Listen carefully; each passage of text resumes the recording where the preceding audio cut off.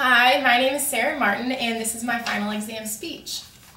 So out of all of our speeches this semester, I think one of my strongest was my story speech. And I think the reason for this was because allowing me to use a narrative helped me to feel a little bit more comfortable speaking, and it also allowed me to have a more conversation style whenever I was presenting.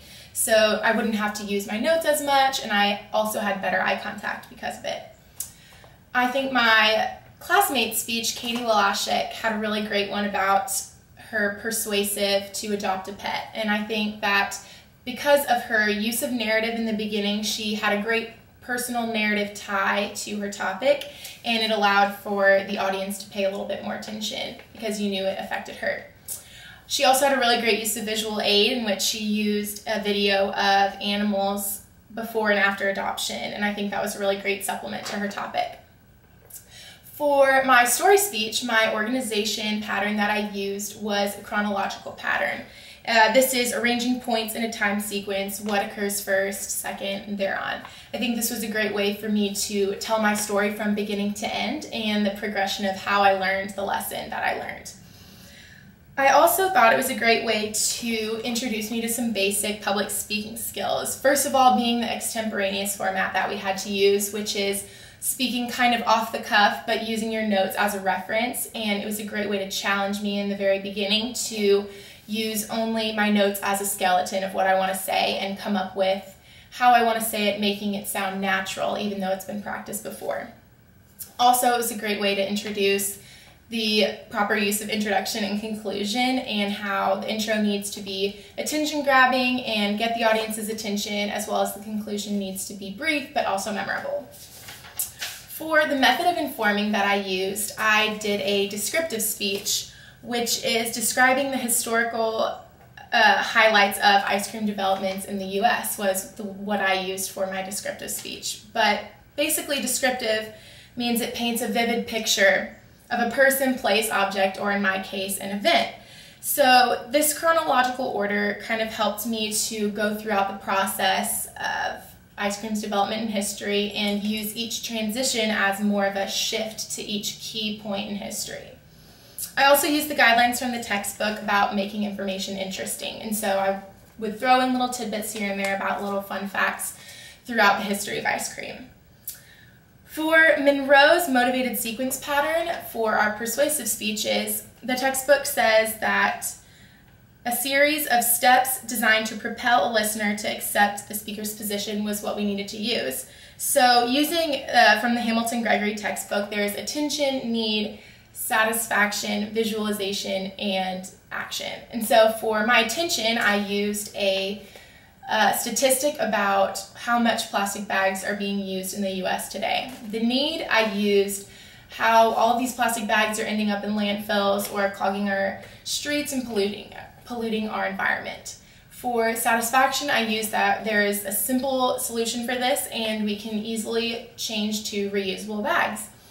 For visualization, I used that some statistics showing that there are many cases in which places have actually banned plastic bags and it has reduced it X percentage. And for action, I used a call to action statement about how we can easily make the switch to reusable bags.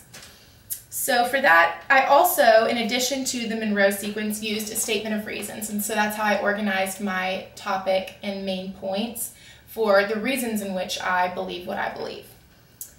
Additional techniques that I use from the book, I think, include eye contact, visual aid, and projection of voice. So an example of this was in one of my persuasive speeches, I talked about persuading my audience to register as an organ donor. And so whenever I had a graph as my visual aid comparing donors to the amount of those needed for life-saving organs, I had to use this visual aid, maintain eye contact with the audience, as well as project my voice and use this visual aid to contribute to my speech. As far as how I've improved, I think first and foremost, I've improved my organization of a speech. I think that I've realized the importance of solidifying a purpose and central idea. So a specific purpose, according to page 80 of the College and Career Public Speaking textbook, says it states exactly what you want to accomplish in your speech.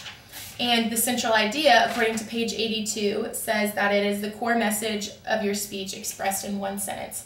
So being able to establish these two things, especially before starting to organize and outline my speech, really allowed me to have a better organization and comprehension of what I wanted to say.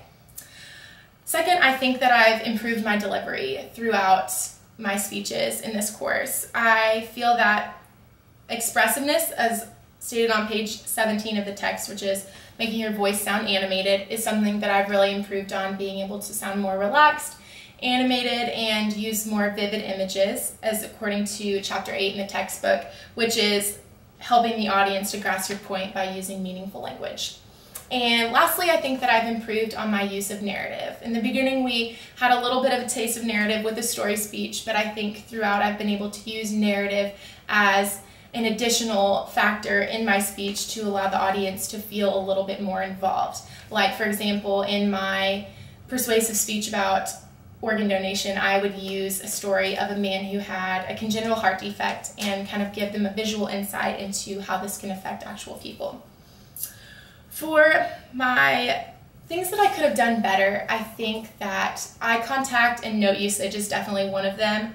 For me, not being able to read something off of paper can sometimes be hard, and so I definitely would go back and improve the way that I read my notes and also maintained eye contact with the audience, especially in information and persuasive speeches. That's really important, not to look at your notes. Another thing would be to use statistics sparingly. Just like I just said, for the information and persuasive speeches, there's a lot more statistics involved, and so whenever you have information overload, that kind of can cause the audience to have a little bit more confusion. So I think being able to round off large numbers and condense my statistics would be something that I would improve on. So for me, my professional goals would be to attain a job in marketing or PR, and I know that public speaking is something that I will definitely have to do in these careers, and being able to use these skills and apply them to future career opportunities is something that's really important. I know I will have to give business presentations or present board meeting ideas and be able to launch business plans for future. And so I think that those things are going to be important to have these basic skills and be able to convey my point and really know my audience.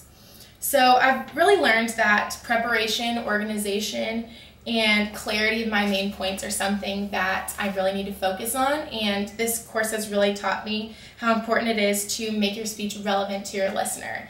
And so I know that applying these to my future career might really improve my abilities, and it also might open doors that wouldn't have been possible if I wasn't a successful public speaker. So I really appreciate this course, and I am thankful for a great semester.